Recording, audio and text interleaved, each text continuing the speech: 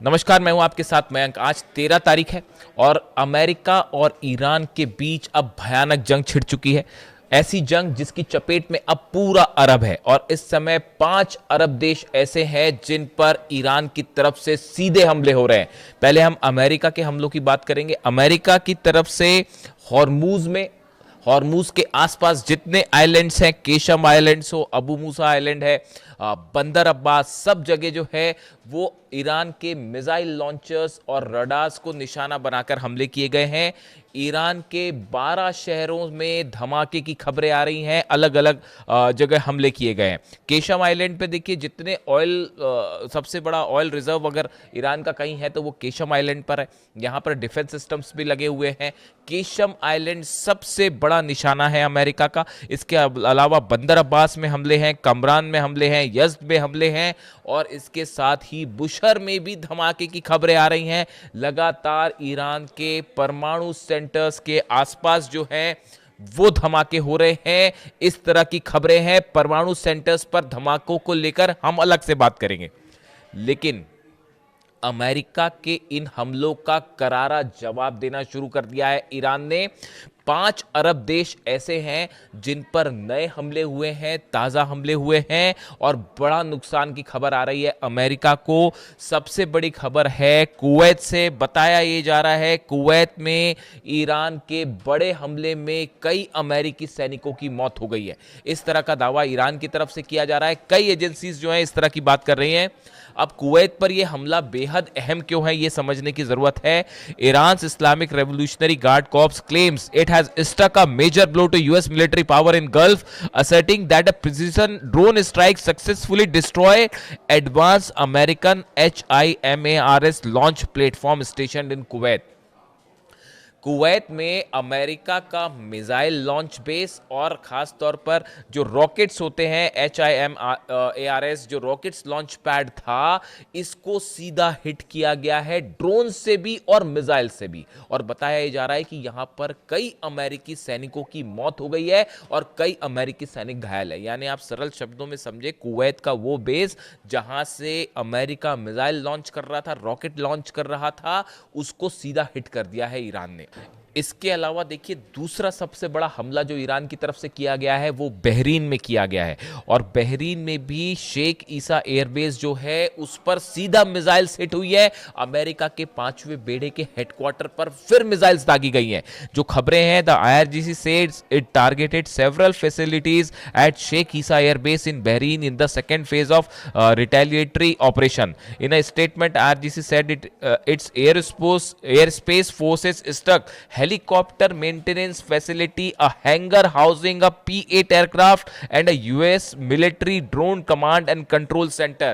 Bahrain में जो attack हुए हैं इसमें कई अमेरिकी सेंटर्स तबाह हुए हैं। इसमें एक हेलीकॉप्टर्स, जो अटैक हेलीकॉप्टर्स जहां पर खड़े होते हैं, उस बेस को हिट किया गया है। इसके अलावा P-8 एयरक्राफ्ट जो जहां पर खड़े हुए थे उसको हिट किया गया है।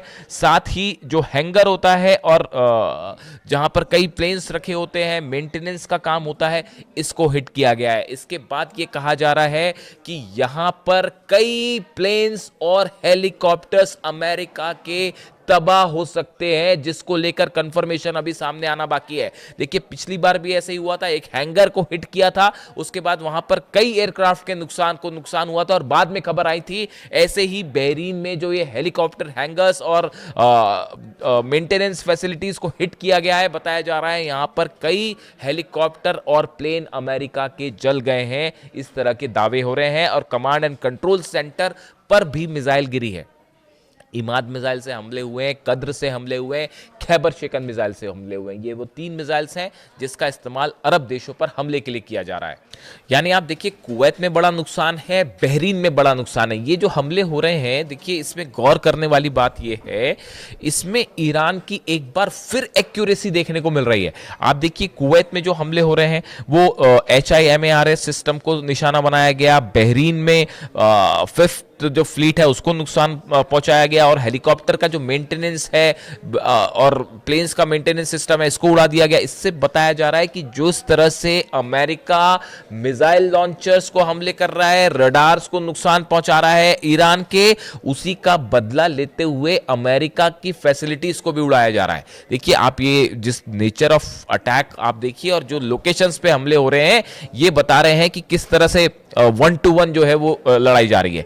इसके अलावा आप देखिए जॉर्डन में बड़े नुकसान की खबर है। कुवैत बहरीन के बाद जॉर्डन में भयंकर नुकसान हुआ है अमेरिका को। The Islamic Revolutionary Guard Corps says it targeted the Prince Hassan airbase in Jordan with missiles and drones.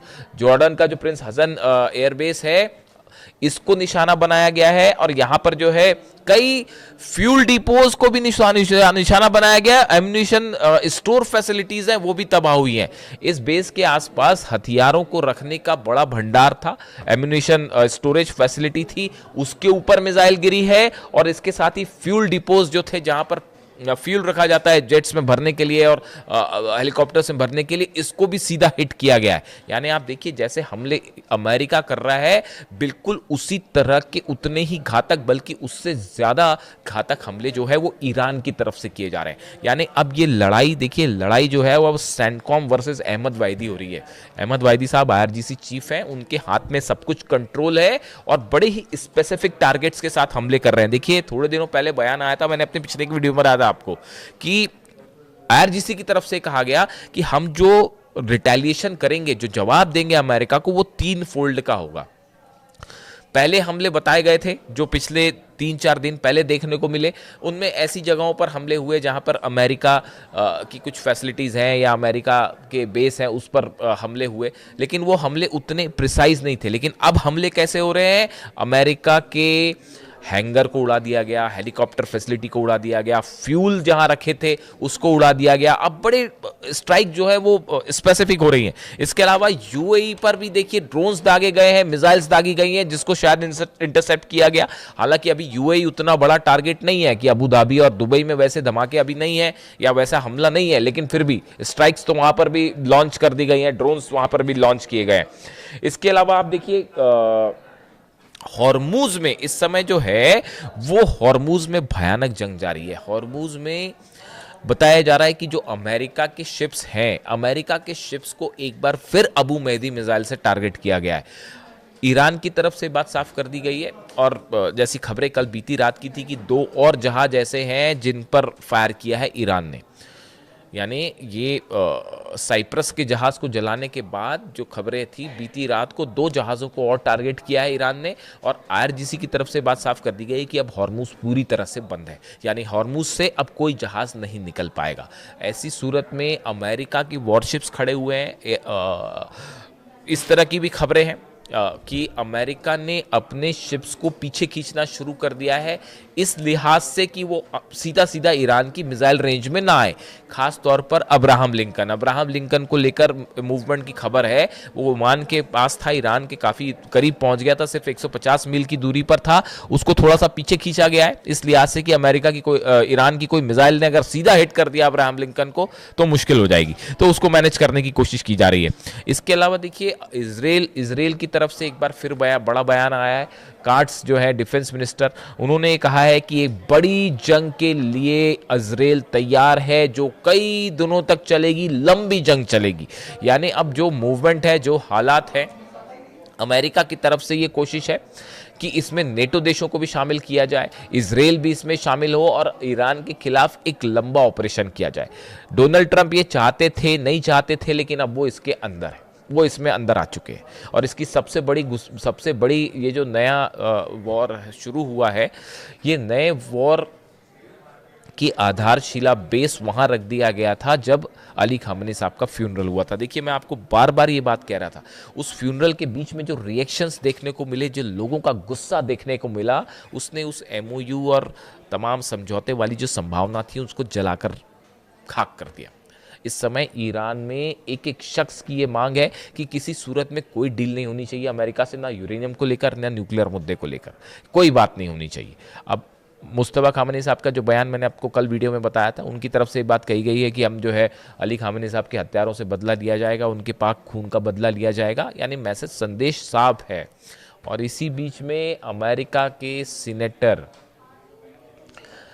Lindsey Graham की जो मौत है उसको लेकर तमाम थ्योरीज चल रही हैं, उस पर हम अलग से बात करेंगे कि लिंडसे ग्राहम की मौत कैसे हुई। लिंडसे ग्राहम वो शख्स थे जो ईरान के खिलाफ बड़ी जंग करना चाहते थे, फिलिस्तीन को पूरी तरह से मिटा देना चाहते थे, इस तरह के बयान थे। बताया जा रहा था कि ईरान पर हमला करने में उनकी भी बहुत बड़ी भूमिका थी।